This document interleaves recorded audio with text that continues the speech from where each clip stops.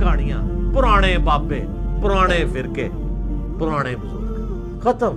ایک صحافی والا سوال ہے کہ آج ذرائع ابلاغ کی دنیا ہے اور بہت ساری خبریں ہمارے پاس آتی ہیں. کبھی کبھی خبر کو آئیڈینٹیفائی کرنا مشکل ہوتا ہے, اور کبھی کبھی آئیڈینٹیفائی ہونے کے باوجود کسی پریشر میں آپ کو غلط خبر دینی پڑتی ہے. کبھی ریاست کسی ادارے کی پریشر ہوتا ہے, کبھی آپ کو ادارے کی جانب سے پریشر ہوتا ہے. یہ تمام پریشرز, اور کبھی کبھی آپ کی ذاتی طور پہ منافقت کا شکار ہو جاتے ہیں, اس ساری صورتحال میں ایک صحافی کی کیا ذمہ داری ہو؟ ذمہ داری تو یہ کہ صحافی تو پھر دلیر ہونا چاہیے. میں تو کہتا ہوں صحافی جو ہے یہ مجاہد ہیں. تو پھر ارشد شریف کی طرح ہو جائے. نہیں, وہ تو ایک علیحدہ ٹاپک ہے, میں اس طرف آؤں گا. ارشد شریف صاحب نے جو اپنے زمانے میں گل کھلائے ہیں, وہ ان کو جب وہ ARY پہ بیٹھ کے دوسرے لوگوں کی پگڑیاں اچھالتے تھے, اس وقت ان کو صحافت نہیں تھی یاد آتی. آج ان سب کے ساتھ کیا ہو رہا ہے؟ عمران ریاض, حقیقت ٹی وی, یہ لوگ کیا کرتے رہے؟ اب انہیں معید پیرزادہ نے تو خود مطیع اللہ جان کو ہائی کورٹ کے اندر کہا ہے کہ ہم لوگ ان کے اعلی کار بنے رہے, تو بھگتو نا اب سزا. تم نے بھی تو لوگوں کی پگڑیاں اچھالی تھی نا, تو آج تم پھر یہ مکافات عمل تمہارے ساتھ ہوا ہے نا. اب آج صحافیوں کی طرف دیکھیں, صحافت اتنا متبرک ایک کام ہے. اگر آپ سچائی کے لیے کھڑے ہوتے ہیں تو یہ پیغمبرانہ کام ہے اس اعتبار سے کہ آپ سچائی کے لیے کھڑے ہوتے ہیں, کھڑے ہوں. قرآن میں اللہ تعالیٰ نے سورۃ الحجرات میں فرمایا کہ اگر کوئی فاسق خبر لے کے آئے نا تو اسے آگے نہیں آپ نے پھیلانا جب تک آپ اس کی تصدیق نہ کر لیں.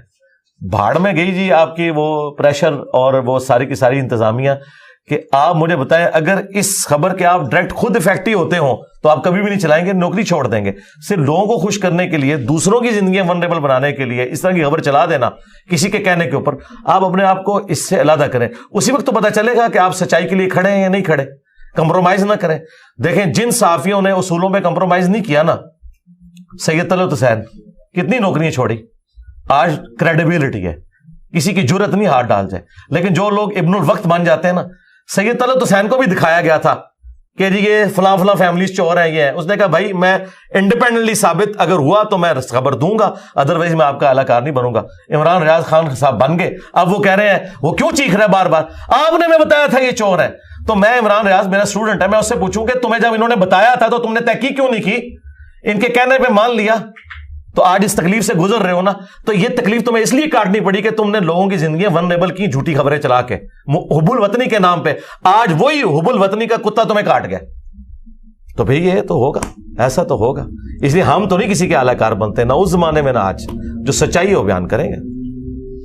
ٹھیک ہو گیا, بہت بہترین. آخر میں ہمیں وہ آپ کا ایک سو کال سٹائل ہے, کیا اس کو ایکسپلین کر دیجئے کہ یہ کیا ہے؟ کون سا سٹائل؟ یا آپ یوں ایک سٹائل بناتے ہیں؟ نہیں, وہ سٹائل تو میں نے ایک دو ویڈیوز کے اندر بنایا تھا. وہ فرقہ وارانہ ایک ایشو تھا, اس کے اوپر میں نے یہ بات کی تھی کہ جو علماء یہ کہتے ہیں کہ انجینئر صاحب کو ہم مجبور کریں گے کہ وہ ملک چھوڑ جائیں, تو میں نے اس پہ کہا تھا کہ میرے بھائی جب تک تمہارا آخری مولوی اپنی نیچرل ڈیتھ, میں نے نہیں ان کو مروانا, اس کے ساتھ قبر میں نہیں چلا جاتا اور میں اس کی قبر پہ وکٹری کا نشان بنا کے نہیں بیٹھتا, اس وقت تک میں یہ ملک نہیں چھوڑنے کا. مراد یہ کہ نہیں چھوڑنا انشاءاللہ تعالی.